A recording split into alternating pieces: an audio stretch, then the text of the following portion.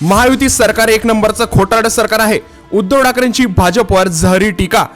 आत्ताची सर्वात मोठी बातमी. राज्यातील विद्यमान राज्यकर्त्यांचा बुरखा रोजच टराटरा फाटतो आहे.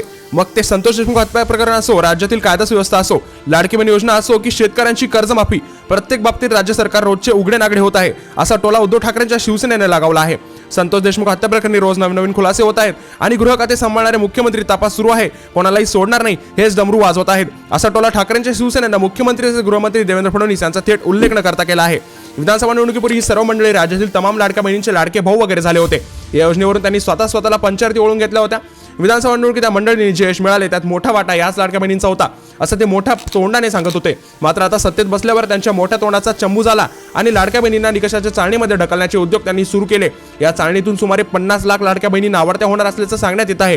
तसेच निकषात न बसणाऱ्या बहिणींना अपात्र ठरवून त्यांच्या खात्यात जमा झालेले पैसे परत सरकारकडे जमा सावकारीला सुरुवात देखील झाली आहे. असा खोचक टोला उद्धव ठाकरेंनी लगावला आहे.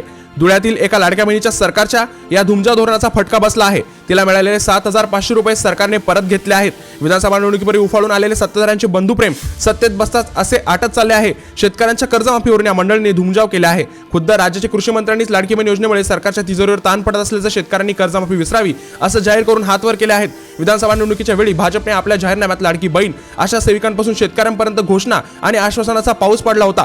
शेतकरी कर्जमाफी देणार म्हणजे देणारच असा आव भाजपने जाहीरनाम्यात आणला होता. तुमचा तो आव आणि माज कुठे गेला असा सवाल उद्धव ठाकरेंनी विचारला आहे. याबद्दल तुमचे मत आम्हाला कळवून द्या. नक्की सांगा आगामी काळामध्ये महायुती सर्व आश्वासन पूर्ण करणार की नाही याबद्दल तुमचे मत आम्हाला कळवून द्या. नक्की सांगा आगामी काळामध्ये उद्धव ठाकरेंना पुन्हा संधी मिळणार की नाही याबद्दल देखील कमेंट करून नक्की सांगा. आणि अशाच व्हिडिओ रोज बघण्यासाठी आपल्या चॅनलला सबस्क्राईब करायला विसरू नका.